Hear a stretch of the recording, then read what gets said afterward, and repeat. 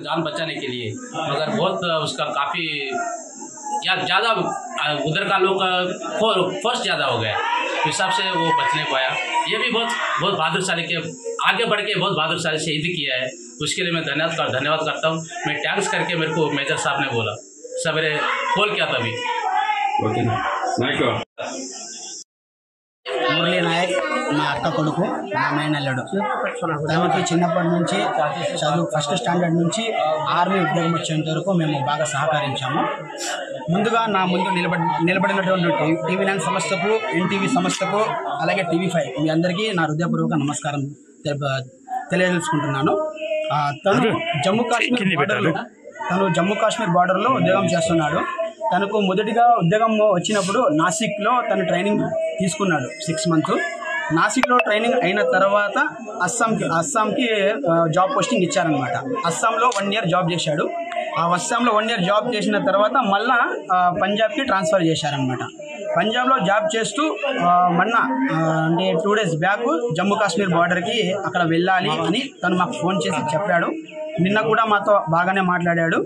తను ఒకటే, ఈ ఉద్యోగం వద్దురా అన్నా కూడా తను ఒక్కటే మాట అన్నాడు, చస్తే నేను దేశం కోసం చేస్తాను, నేను చచ్చిపోయినప్పుడు నా బాడీ మీద భారతదేశపు జెండా కప్పాలి అని ఫస్ట్ నుంచే తను ఈ మాట వాళ్ళ అమ్మ నాన్నకు చెప్పాడు. వాళ్ళ అమ్మ వాళ్ళ నాన్న ఎంత ఫోకస్ చేసినా ఈ ఉద్యోగం వద్దురా, మనకి ఏదో కూలీ నాలి చేసుకొని బతుకుందాము అని అన్నారు. మా అక్క మా మావ ఒక చిన్న బీద ఫ్యామిలీ సార్. వాళ్ళు కూలీ నాలి చేసుకునే వాళ్ళు. అలాంటి కొడుకు ఒక ఉద్యోగంలో వెళ్ళి వాళ్ళని బాగా చూసుకునే వాళ్ళు ఒక కొడుకు ఉద్యోగంలో ఉండి వాళ్ళను చూస్తూ సాక్కునేవాడు. అలాగే తను దేశం కోసం పోరాడి చనిపోయినందుకు చాలా సంతోషంగా ఆనందంగా ఉంది. కానీ ఒక చిన్న విషయము, తను ఎప్పుడు మేము మర్చిపోలేము. తను మా హృదయాల్లో ఎప్పటికీ ఉంటాడు. ఈ భారతదేశంలో ఉన్న ప్రతి ఒక్క పౌరులకి నేను చెప్తున్నాను, పాకిస్తాన్లో ఉండే ఉగ్రవాదులకి నా కొడుకులకి కూడా వదులుకోకుండా వీలైతే మోదీ సార్ గారికి రిక్వెస్ట్ చేస్తున్నాను 2 రోజుల్లోనే ఆ పాకిస్తాన్ మొత్తం సర్వనాశనం అయిపోవాలని నేను కోరుకుంటున్నాను. జై హింద్, జై భారత్.